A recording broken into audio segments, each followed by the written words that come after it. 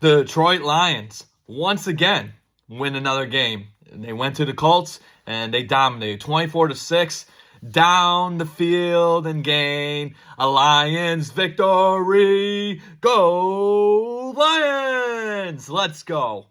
That's 9 straight for these guys. 10-1, their best start in franchise history. They looked absolutely phenomenal. Unfortunately, we suffered some key injuries in this game. Taylor Decker came out with an injury. David Montgomery, Monty, Knuckles, whatever you want to call him. I mean, we love the guy regardless. He's one of us now. He got injured. Carlton Davis was hurt, and then Khalif Raymond was hurt as well. So some top guys got injured in this game. Very unfortunate, especially on a short week. We got the Thanksgiving game coming up in a couple days, so hopefully we can get some of those guys back. It looks like Raymond might be the long-term injury that's going to probably stay out for this game, especially on a short week, right? You don't want to mess around with an injury like that. So you had that going on. But yeah, 24-6. We go to the Colts and we dominate. Those Detroit Lions fans, hey, I said it before. I said it last time on the podcast. These guys travel. This fan base loves this team now. We believe our boys. I mean, they're doing some great work. It's fun to watch this team, right? I've said it before, too. This is the most entertaining team to watch in the NFL right now. Name another team that's more entertaining than the Detroit Lions. You can't think of one, right? Because these guys are awesome. I mean, offense, defense, special teams. You know, Ben Johnson just rolling the dice on the offense, and Aaron Glenn's defense.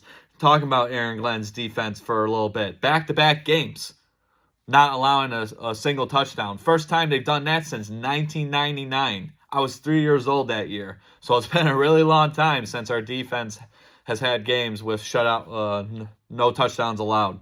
But yeah, 24-6 Lions win this one. 10-1 record. Best start since in franchise history, as I mentioned before. They've won 9 straight since that Week 2 loss against the Tampa Bay Buccaneers. And then also 10-plus wins in consecutive seasons, back-to-back seasons. Another first time in franchise history. Like I said last week, it seems like the Detroit Lions are just having history-making weeks every single week. And, this is awesome. I mean, I love seeing this. And then this is the third straight second-half shutout. They've had 3 straight second-half shutouts. First time since 1980. I wasn't even born then. So, I mean, I get it. We played the Houston Texans, who are a decent team, right? But then we played the Jacksonville Jaguars. We played the Colts. Not the greatest teams in the world. I mean, the Colts have a good defense. The Jacksonville Jaguars are just god-awful, right? So I understand. And the Colts don't have the greatest offense. But, dude, 3 straight games to have second-half shutouts, first time since 1980, that's very impressive. I love seeing that. And then also, this is the first running back team. You know, you got David Montgomery, Knuckles, you got Sonic with Jahmyr Gibbs. First running back team in NFL history to rush for 10-plus touchdowns in consecutive seasons. I mean, our running game's unbelievable. I mean, hand off to David Montgomery, hand off to Jahmyr Gibbs. It doesn't matter. We're scoring, or we're going to get a big gain, or we're going to run you over. We're going to fight for every yard, and that's exactly what this running back duo has done. They are unbelievable. Like I said, this team is so fun to watch, and the big reason why is because of those 2 guys, Jahmyr Gibbs and David Montgomery. They've done a phenomenal job. It's awesome to see that. And then in the second half, the last 3 games, for the Detroit Lions against Houston, Jacksonville Jaguars, the Indianapolis Colts, all from the AFC South. We've outscored those guys 53-0. I mean, we're not just doing it on defense. We're scoring on offense. And that's the thing. If our defense can hold their own for 3 downs, you know, if they can just stop the opposing team's offense, our offense can come onto the field and score 30-plus points. I mean, that seems like a trend all season long, right? And then this is the most consecutive games with a rushing touchdown in NFL history. Another milestone we've reached this past weekend. 25. So we've had 25 straight games with at least 1 rushing touchdown. The other 2, and this is the most in franchise history. The other 2 teams to have that, or close to that, I think it was 22 for the 1973-74 Dolphins, and then the 1970 and 71 Dallas Cowboys. They both had 22 straight games with a rushing touchdown. But Yeah, 25 straight games of a rushing touchdown. If that's not dominance, if that's not destroying, absolutely annihilating the running game, I don't know what is. That is unbelievable. Another big game for these boys. We love seeing it. The Detroit Lions, gotta love it, right? I mean, it's awesome, you know.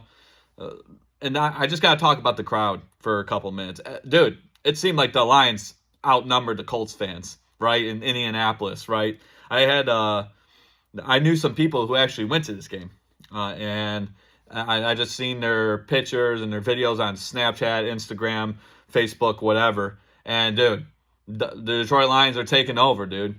We're another one of those franchises who travels. You got the Green Bay Packers. You had the Red Wings many years ago. They traveled everywhere. You had the Patriots traveled everywhere. The Pittsburgh Steelers, they traveled, right? And even that Monday Night Football game last night, Ravens and Chargers, it seemed like the Ravens outnumbered the Chargers fans there. But we'll get to that in a little bit. But yeah, it's a whole new ball game here in the Motor City. We love the Detroit Lions. The Detroit Lions are doing something special here. I just want everyone to not take this for granted, right? Yes, we have the Thanksgiving game. We have a lot of football to play. 10-1, that's great. Winners of 9 straight, that's awesome. Couldn't ask for anything better. But now it's the time to not let the foot off the gas. Dan Campbell said it best last week when they beat the Jacksonville Jaguars. This is not the time to let the foot off the gas. You have to continue. We have lots of football to play, right? We have many more games to play. All right, we have to go. All right, we have to win this Thursday, Thanksgiving against the Chicago Bears, and we're in a good spot right now. But we gotta keep going. But yeah, it's awesome, dude. Love seeing it. Another victory for the boys. So we had that, and then another game I want to highlight for week 12 was the Eagles and the Rams game. I said it last week. This game is going to be very interesting, and it was. I mean, Saquon Barkley, man. What else do I need to say about that guy? He leads the league in rushing now, so he eclipsed Derrick Henry. I mean, this guy is unbelievable. I mean, finally, the Philadelphia Eagles have found their bread and butter. They found their source. They found their reasoning as to why they're winning games. Hand off to Saquon Barkley. He's going to rush for 200-plus yards and give you a few scores. And that's exactly what he did on Sunday Night Football. So Saquon, 26 carries, 255 yards rushing, which is a record in a single game in Eagles franchise history, by the way. And he had 2 touchdowns. So, yeah, unbelievable. 255 rushing yards. You would see that for like a quarterback, throwing for 255 rushing yards, or maybe a receiver, catching footballs for 55 yards. But running the ball for 255 yards, dude, unbelievable. And he's amazing. He's their best player. They finally figured it out, the Eagles. And as a result of their Sunday Night Football game victory against the Rams, 37-20, by the way, they've won 7 straight. So Nick Sirianni, he shaved his head. They've won 7 straight since then. So maybe that's the reason why too. But this team, the Eagles, I said watch out for the Rams, right? Watch out for the Eagles. This is a dangerous team now. They're looking pretty damn good these past few weeks. But yeah, 7 straight for the Eagles. And then Saquon again, 302 total yards in this game. And he's the first player, listen to this one, the first player to have 2 70-yard-plus touchdown runs since Maurice Jones-Drew. You remember that name from Jacksonville, from the Jacksonville Jaguars? Yeah, he was a beast. First time since he did it in the year 2009. I was in the 7th grade in junior high. Last time we seen a running back run for 2 70-yard touchdowns. Dude, he's awesome, man. He's fun to watch. Best running back in the league right now. Who's better? I mean, obviously, David Montgomery and Jahmyr Gibbs, but that's a tag team, right? I'm talking about a singular number 1 running back. Obviously, Derrick Henry's still up there, but Saquon Barkley, dude, the Eagles have figured it out finally. Feed this guy the ball, right? Because if you feed him the ball, he's gonna He's going to do many great things. And just how he runs, man. His vision. He sees an opening and then boom, see you later. Like the Roadrunner. Zing, he's out. Goodbye. You're not touching it. You're not getting him. There's no way. But he's fun to watch, man. That was awesome. But yeah, 255 rushing yards. Holy crap. Woo, man, Saquon. Watch out. That's a bad man right there. He is, dude. But yeah, watch out for the Eagles, too. Whew. But yeah, the Rams, dude. What happened there, man? I mean, you had an opportunity to win against a very good team at home, and you blew it. So, gotta wake up from that loss. And now we gotta talk about this Monday Night Football game. Ravens and Chargers. The Harbaugh Bowl. The Harbaugh brothers going up against each other once again. Third time in their careers. The Ravens win this one. So the older brother, John Harbaugh, beats the younger brother, Jim Harbaugh, again. So, yep, the older brother owns little brother, right? So, yeah, the Ravens win 30-23. This was a relatively entertaining game. Just seemed like towards the end of the game, the Chargers couldn't figure anything out. That defense of the Ravens, oh, my God, they were destroying. They were absolutely tormenting Justin Herbert. He had no time to throw the ball. He had no time to even make a decision, right? I mean, he had no help whatsoever towards the end of that game.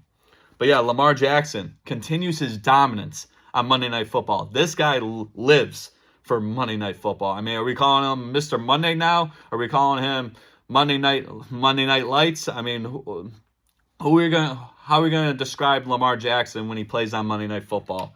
Because he has a 7-2 record and 9 career starts on Monday Night Football.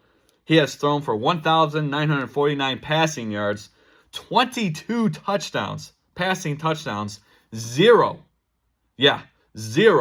interceptions. Dude, on Monday Night Football, that's crazy. You know, on the road, at home, it doesn't matter. This guy dominates Monday Night Football.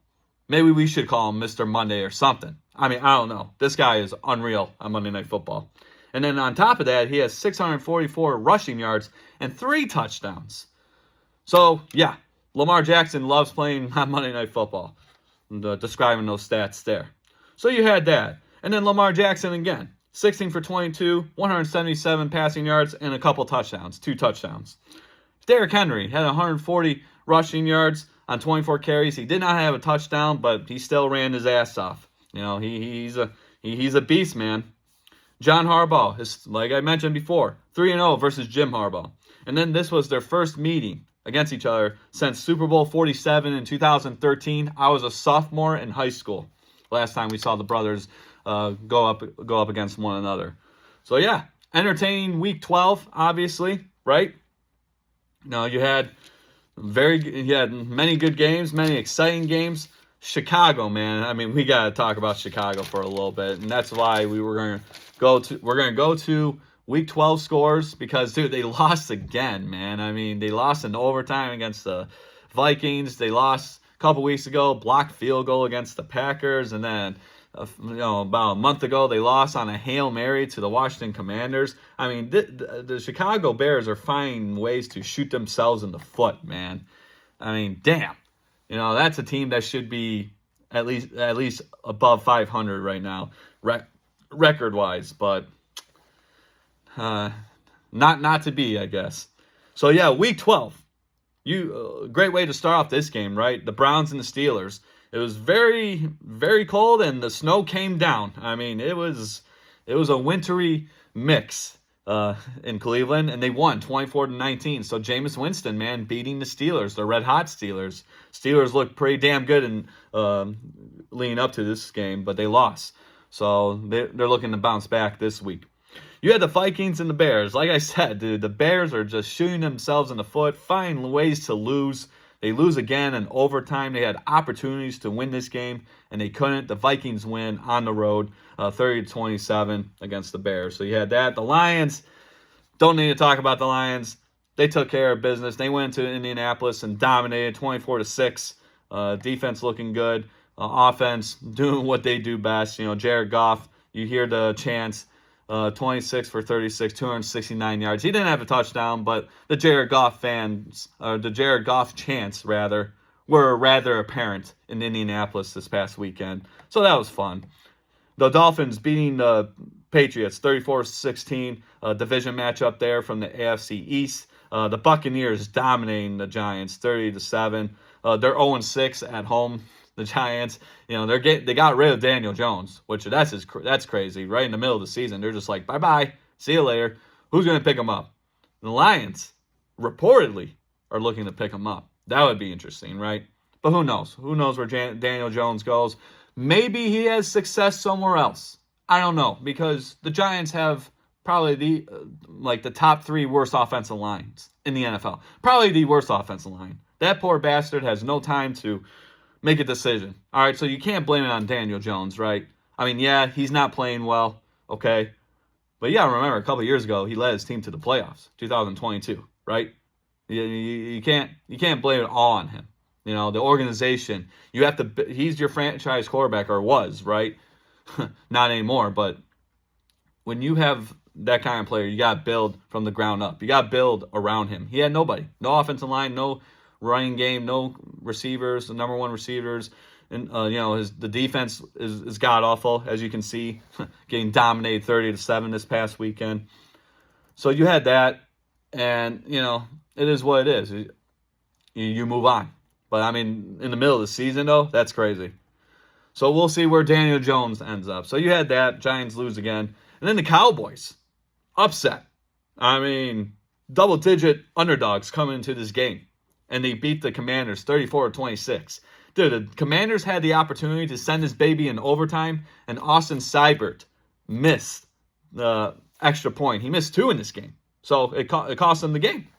And then they tried for an onside kick, and then the Dallas Cowboys were just like, yep, I'm going to pick that up and just run for a touchdown. And then that sealed the deal, right?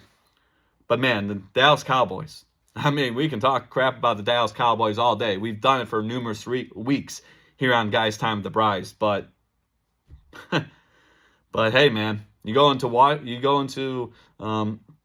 Washington's home, their home field, you win. It's a division game. Hey, you got to take it, right? You guys are 4-7. What do you guys got to lose, right?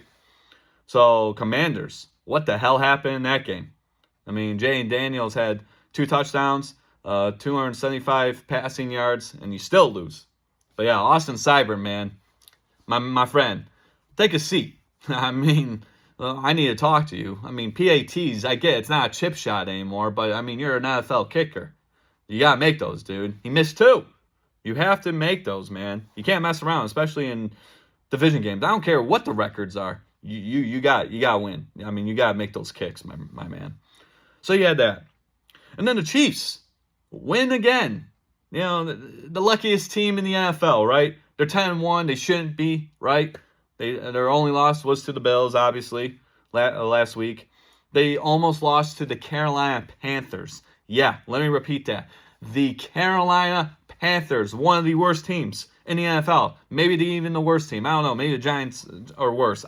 I don't know. But they are pretty damn bad, and you almost lost to them on the road. You should have lost. So they survive another one, the Chiefs. So you had that. The Titans beat the Texans 32-27. A little of an upset there. But once again, a division game, especially Week 12. Anything can happen, man. It's a weird time for the NFL. Broncos winning 29-19 against the Raiders. Raiders have lost 7 straight. It seems like Antonio Pierce is going to lose his job.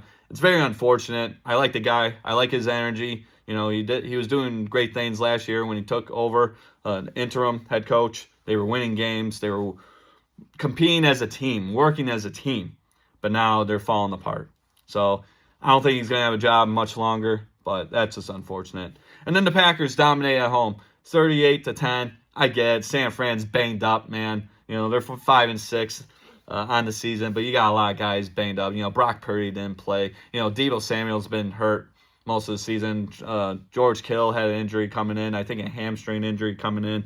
Offensive linemen been hurt. That defense, Nick Bosa, they've been hurt too. I mean, they're just hit with the injury bug. It's very unfortunate, but it's the NFL. That's the realities of the NFL. Some teams get hit with the injury bug. The San Francisco 49ers are one of those teams. But yeah, the Packers looking good at home. They're playing on Thanksgiving, Thursday, so you got that. Seahawks winning 16-6 against the Cardinals. So another division game. That NFC West, dude, that's wide open. I mean, we'll look at these standings real quick for the NFC West, but I think anyone can win that division, right? So yeah, Seahawks 6-5, Cardinals 6-5, Rams 5-6, 49ers 5-6. So very tight division there in terms of records and standings. But yeah, big win for Seattle at home. And then Sunday Night Football, we talked about already. Eagles winning 37-20. Saquon Barkley, dominant performance, historic performance. He's a beast. He's a bad man, dude, as I mentioned. He really is. So watch out for the Eagles. They're looking tough. 9-2 on the season. 5-1 on the road for the Eagles. So winners of 7 straight. They're looking really good right now. And then Monday Night Football to end Week 12. Ravens win 30-23. John Harbaugh just spanking little brother around again. 3-0 against Jim Harbaugh. Ravens look good. And then Lamar Jackson, Mr. Monday, loves playing on Monday Night Football, dude. And he showed it last night. So you had that. So that's Week 12, ladies and gentlemen. That was awesome. That was an awesome week, right? But now we got to go to Week 13. Short week for 6 of these teams, or 8 of these teams, rather. Can't forget about that Black Friday game between the Chiefs and the Raiders, right? But we got 3 matchups on Thanksgiving. So, side note, all you people out there, Thanksgiving, I hope you guys have a great Thanksgiving. Spend time with your family and friends. Watch some football. Go Lions. It's going to be a good one. So, yeah, Chicago and Detroit. First game. I believe we should be on Monday, on the night game. NFL flexes the schedule every time, but I guess we're at the 12:30 spot. And that's okay. I'm fine with that. That's cool. We play on CBS. I'm fine with that too. So Chicago and Detroit. So this is the 20th meeting between these two franchises on Thanksgiving. So interesting there. The Lions. Come on, boys. Come on. They've lost 7 straight games on Thanksgiving. 7. Their last win was 2016. I was 20 years old against the Vikings. But come on, boys. Please, for the love of God, win this game against the Bears. Please. And in that span, too, 7 straight games, losing streak on Thanksgiving, they've lost 3 against Chicago. So, Detroit, you're due for a win on Thanksgiving. Please, for the love of God, win this game. I get it. It's a short week. You've key injuries to key players. I get that.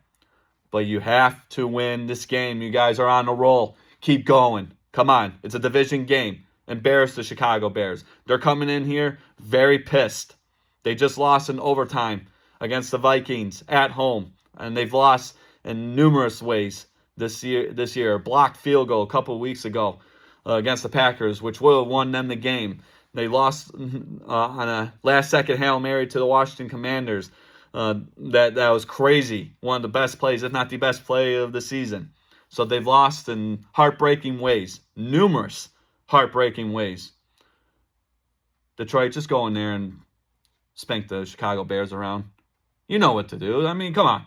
It's Chicago. They're not the greatest. And I get it. It's a division game. Anything can happen. We can't sleep on Chicago. All right? And you can't. I'm afraid of that. Don't sleep on Chicago. Go in there. Handle your business. Sonic, Knuckles, get them going. Get that running game going. Jared Goff, I want to see 3 passing touchdowns, my friend. Oh, I know you can do it. You are going to do it. I mean, let's go. Dominate the Chicago Bears. Do not overlook this team. Please, for the love of God. Okay? You guys are doing great things this year. You guys have won 9 straight. You guys are looking awesome. Please win this game. You have to. You're due for one. You lost 7 straight, for Christ's sake. Let's go. Win this game, please, for the love of God. And then the Lions had the best scoring offense, 32.7 points per game. So, yeah. Lions, let's go. Win that game. I got the Detroit Lions winning that one against Chicago Bears. Let's go, boys. Come on. Get that victory. Don't overlook Chicago. Next game, we got the Giants and the Dallas Cowboys. So the division matchup here. So Dallas, They, as I mentioned, double-digit dogs last week against the Commanders. They beat them on the road. First meeting between these guys earlier this year, Dallas won 20-15 versus the Giants. The Giants are 0-6 against the spread. They're getting 4 points, according to Sports Illustrated. In their last 6 games, they've lost the last 7 games. They've lost the last 7 straight against the Cowboys. Yeah, last 7 games against the Cowboys, they've been defeated. So the Cowboys own their ass, right? They own them. And then the Cowboys are 11-4 against the spread in their last 15 games against the Giants. So with those stats being displayed and how New York is right now, they're just in shambles, dude. I mean, they looked absolutely awful. I mean, what a horrible franchise. I mean, it's poorly operated, right? The Dallas Cowboys are going to win this one at home. I got the Dallas Cowboys. I think that's the first time I picked Dallas this year in my picks, if I'm not mistaken. I can't remember. Long football season, right? But I'll pick the Cowboys in this one because the Giants, I don't trust them. So you got that. Miami and Green Bay. This is the night game. BS. We should be the night game, but whatever. It is what it is. So it's going to be a cold one. We're in Green Bay. It's almost December, end of November, so it's really cold there now. 28 degrees predicted by kickoff. Winds of 10 to 15 miles per hour, so the wind chill is going to be 18 degrees. Very cold. I mean, people are going to be freezing their asses off, but hey, it's football. That's football weather right there. A couple chances of snow flurries, so this is going to look like a football game, just like this past Thursday night between the Browns and the Steelers. So the Dolphins, I saw this on Sports Illustrated. They haven't won a game where the kickoff temperature was below freezing since 2013. So 11 years.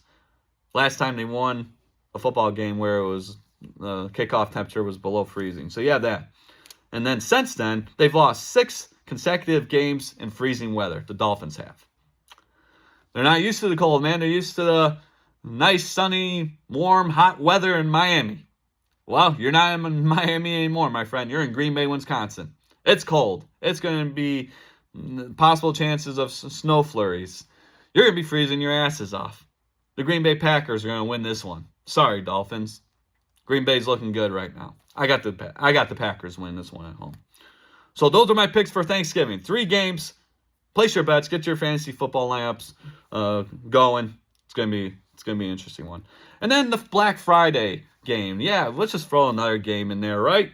Another division matchup. You got the Vegas Raiders going up against the Kansas City Chiefs. The lucky Kansas City Chiefs. Raiders have lost 7 straight. They're not looking good at all. Like I said earlier, I wouldn't be surprised if Antonio Pierce is not the head coach next year, which is very unfortunate. I like his energy. I like what he did last year, winning those games after a slow start for the Raiders. And then Gardner Minshew, starting quarterback, he's out for the year, shoulder injury. So Aiden O'Connell's coming back.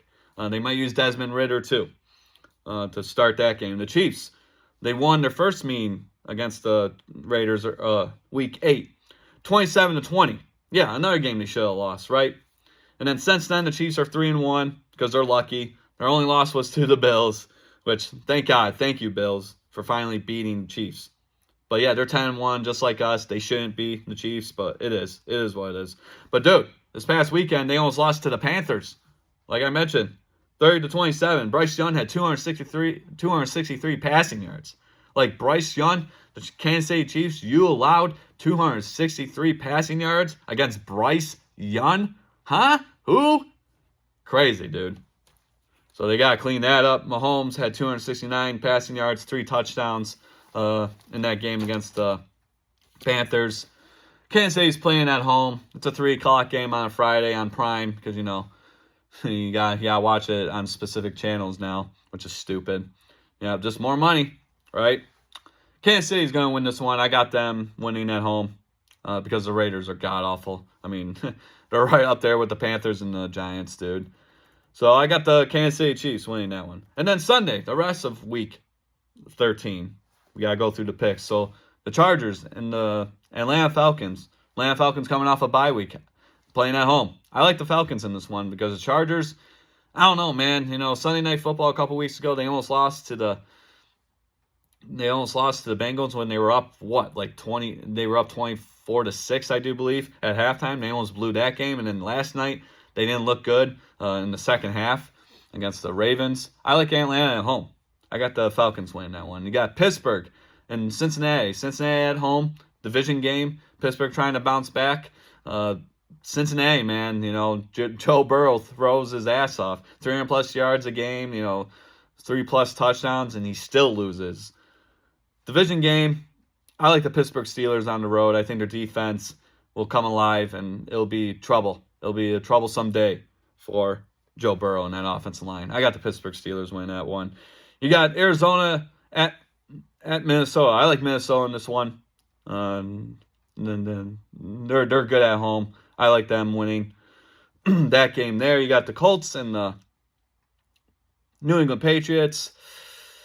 I like the Colts in this one. Their defense is going to be too much for the New England offense. That offense is god awful.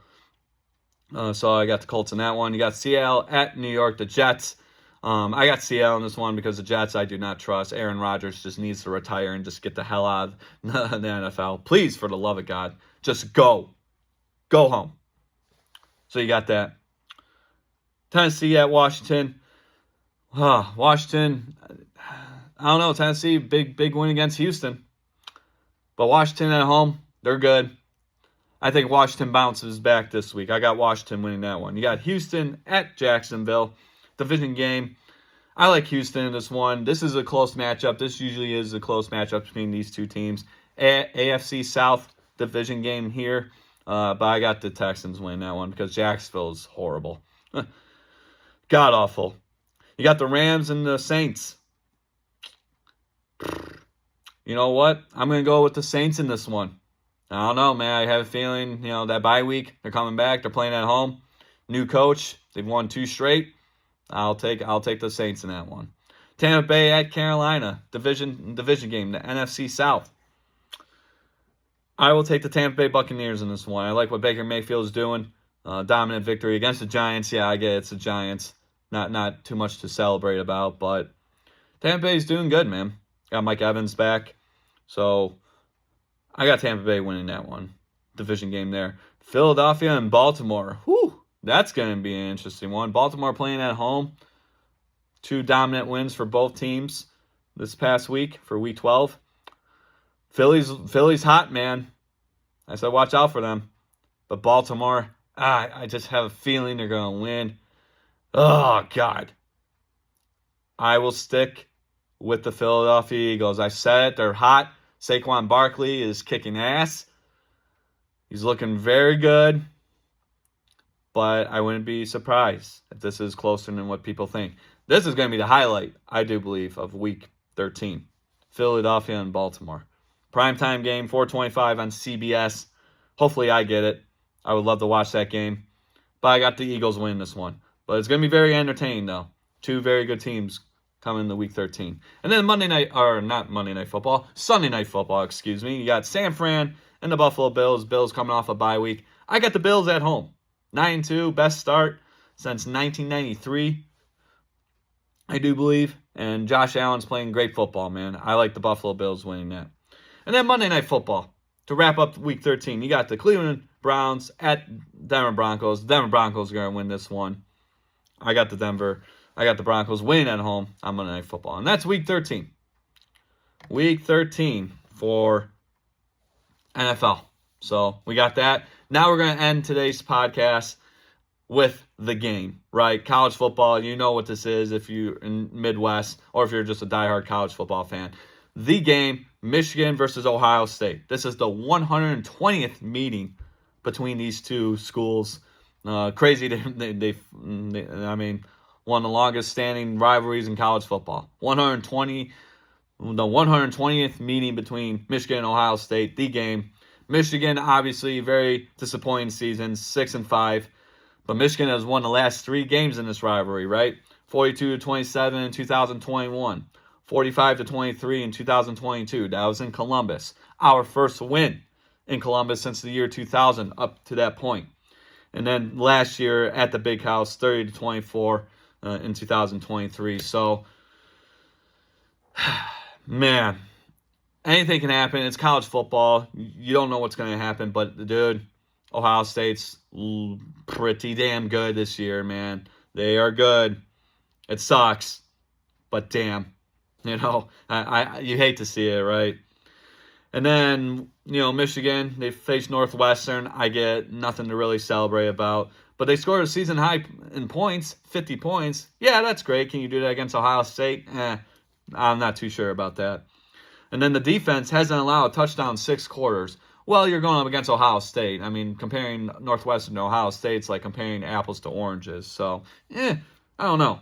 And then that same week, we landed the number 1 recruit in the 2025 recruiting class. The number 1 player, Bryce Underwood, out of Belleville High School, Belleville, Michigan. So that's cool, right? I mean, he was committed originally to LSU. We flipped him because, that NIL money, it talks. Money talks. And it did. So we get him. So excited about the future, right? This game, we'll see what happens. But, Ohio State, those sons of bitches, they just got to be good every year, right? Hey, recruiting, man. Recruiting, transfer portal. Hey. And then Ohio State, 10-1 this season. 41.6 points per game. They have 63 touchdowns, so they're scoring every time they get the ball, for the most part, right? Their red zone defense ranks second best in FBS, .560 percentage. So that defense, when you're inside the 20, you better score, because if you don't, this defense of Ohio State will dominate you. The second best. And then they have the 8th ranked red zone, the 8th best red zone offense, .932%. And then I saw this this past weekend on Fox when Ohio State was going up against Indianapolis, and absolutely dominated Indianapolis. They looked good in the first quarter, but then Ohio State's just like, nah, sorry, Indiana, we're going to ruin your Cinderella story, give you your first loss of the season. So I saw this unranked Michigan, which obviously they are, versus a ranked Ohio State. Ohio State is 12-3 in that situation. Yikes. That's not good. That doesn't help us at all, right? And then Ryan Day's lost 3 straight against Michigan. So if he loses to Michigan this weekend at Columbus in the Horseshoe, I think he's gone, brother. I mean, you cannot lose 4 straight against Michigan. I mean, I was surprised when we kept Harbaugh when he lost his first 5 games against the Ohio State Buckeyes. But I said before, the reason why we kept him, because he's a Michigan guy. He played at Michigan. Ward Manuel loved Jim Harbaugh. So it's just like, all right, maybe he'll figure it out. But, I mean, you had that dominance with, Urban Meyer. 8-0 against Michigan. He knew what the rivalry was all about, right? And even before that, Jim Tressel. It just seemed like they took the rivalry more serious than we did, right? I mean, this could be a balanced rivalry game. I get it. We've won the last 3 games against the Ohio State Buckeyes. I get that. But, I mean, you go back to, 2000s. Ohio State dominated us. We only won twice in that decade, 2000, 2003. You go back to the 2010s. We only won, our only win that decade was 2011. Brady Hoke's first year, by the way, as the head coach of Michigan. But now 2020, another decade, and obviously we didn't play in 2020 because of COVID. Yeah, that was kind of BS, but it is what it is, whatever. But then 2021, 22, and 23, we won against Ohio State. This is one of the most iconic games in college football. It's arguably the best rivalry game in all of sports.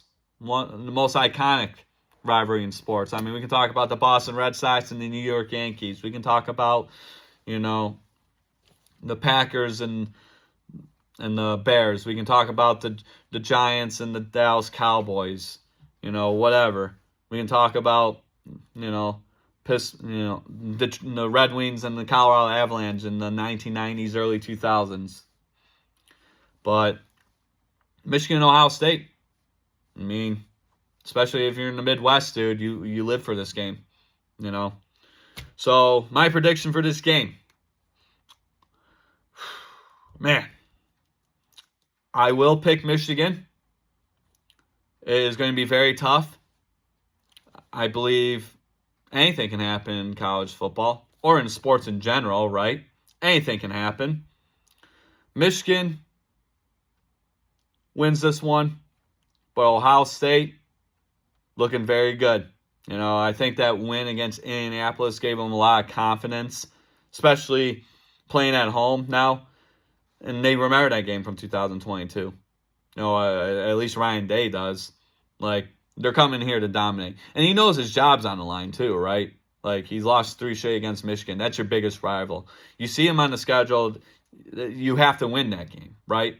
And I said it with Harbaugh. He went 0-5 against Ohio State before finally winning in 2021 against those guys. But if Ryan Day loses to Michigan this weekend, he's out of here. He's gone. I don't see how he stays at Ohio State. But yeah, this offense is looking phenomenal for Ohio State. It just comes to question, can our defense hold up? And with Will Johnson not playing this game, he's out for the rest of the year. He's getting ready for the NFL draft. He's our best corner, dude. He's our shutdown player. That sucks. So guys have to step up in this game. Colston Loveland, we're not sure if he's going to play. He's our best receiver. If he doesn't play, we're in trouble. But our defense needs to step up. But yeah, I'll pick Michigan. You guys can criticize all you want. I don't care. I'm sticking with the boys. Go Blue. Beat those Ohio State Buckeyes. I don't care. So you got that. And with that, we're done.